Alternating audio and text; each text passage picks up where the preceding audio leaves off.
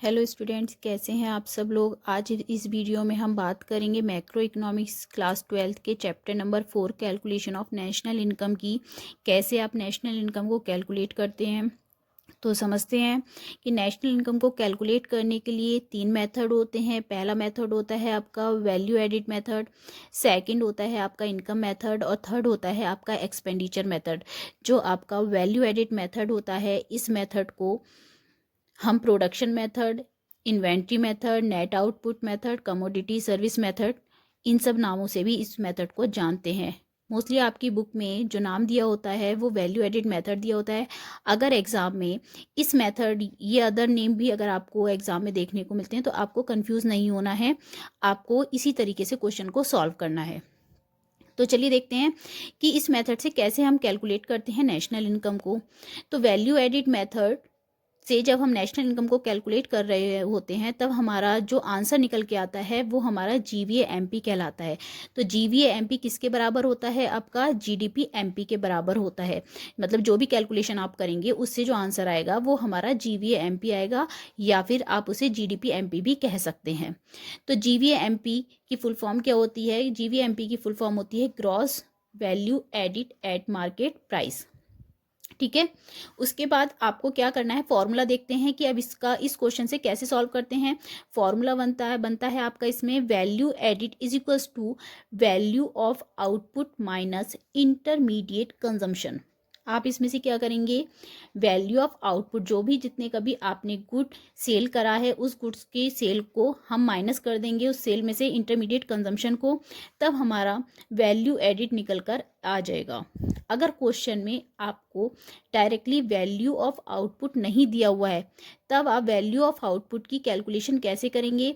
तो value of output is equals to, आप इसमें किन किन चीज़ों को ऐड करेंगे, देखिए आप अपनी सेल को ऐड करेंगे, प्लस चेंज इन स्टॉक को ऐड करेंगे, और उसके साथ अगर क्वेश्चन में आपको एक्सपोर्ट्स भी गिवन है तो भी आप उसे वैल्यू ऑफ आउटपुट में ऐड करेंगे। क्यों वैल्यू ऑफ आउटपुट में ऐड क्यों करते हैं हम एक्सपोर्ट्स को? क्योंकि आपने गुड्स जो भी अपना सेल किया होता है वो डोमेस्टिक के साथ में आपने रेस्ट ऑफ द वर्ल्ड में भी बेचा होता है, इसीलिए वहाँ से आपको क्या रिसीव होता है, कैश, और कैश रिसीव होता है तो आपके वो सेल में माना जाता है। तो देखते हैं, अगर क्वेश्चन में अगर आपको सेल भी डायरेक्टली नहीं दी है, आपको प्राइस दिया हुआ है, क्वांटिटी दी है, तो आप प्राइस इंटू क्वांटिटी कर देंगे, तब आपका टोटल के जो वैल्यू निकल कर आएगी उसे आप सेल की जगह पुट कर देंगे। चेंज इन स्टॉक कैसे निकालते हैं, क्लोजिंग माइनस ओपनिंग स्टॉक। तो इस तरीके से आप पूरी कैलकुलेशन को करके वैल्यू ऑफ आउटपुट की वैल्यू को फाइंड कर लेंगे।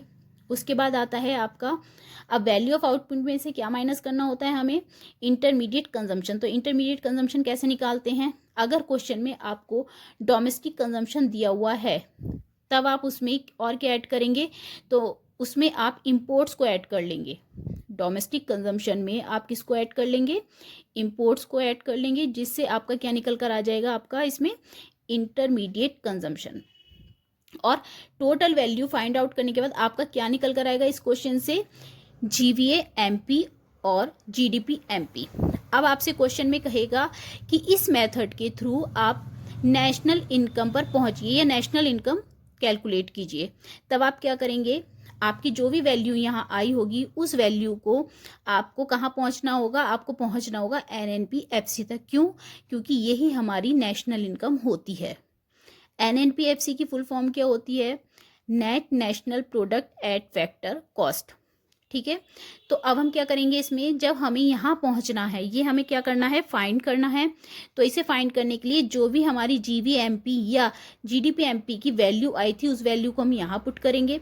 यहाँ पुट करने के बाद हम ग्रॉस को अब हमें किस में कन्वर्ट करना है, नेट में। जब हम ग्रॉस को नेट में कन्वर्ट करते हैं तब हम क्या माइनस करते हैं, उसमें से डेप्रिसिएशन को क्या कर देते हैं, माइनस कर देते हैं। अब उसके बाद आपका ये जी किस में कन्वर्ट हो गया, एन में। तो अब क्या बन गया, ये NDP बन गया। अब हमें डी को किस में कन्वर्ट करना है, एन में। तब हम क्या करेंगे, जब डोमेस्टिक इनकम से हम किस में जाते हैं, नेशनल में जाते हैं, तब हम इसमें प्लस करते हैं NFIA। NFIA की फुल फॉर्म क्या होती है, net factor income from abroad. तो याद रखिएगा, अगर आपको इनकम रिसीव हो रही है तो प्लस होगी, और अगर आप पेड कर रहे हैं तब आपकी माइनस होगी। ध्यान रखिएगा, क्वेश्चन में जो लाइन दी होगी इसे बहुत ध्यान से पढ़ना कि आपको आप पेड कर रहे हैं या फिर इनकम आपको रिसीव हो रही है। उसके बाद अब आपका जब आप एमपी से कहाँ जाएंगे, फैक्टर कॉस्ट में जाते हैं, तब आप माइनस करते हैं एनआईटी। एनआईटी की फुल फॉर्म क्या होती है? Net indirect tax. एनआईटी की फुल फॉर्म क्या होती है आपकी? Net indirect tax. इस टैक्स को निकालने के लिए अब आप क्या करेंगे, अगर ये भी क्वेश्चन में आपको गिवन नहीं है तो इनडायरेक्ट टैक्स माइनस क्या कर देंगे आप, इसमें से सब्सिडीज कर देंगे, तब आपका एनआईटी निकल कर आ जाएगा। और इस तरीके से आप क्या कर सकते हैं, अपने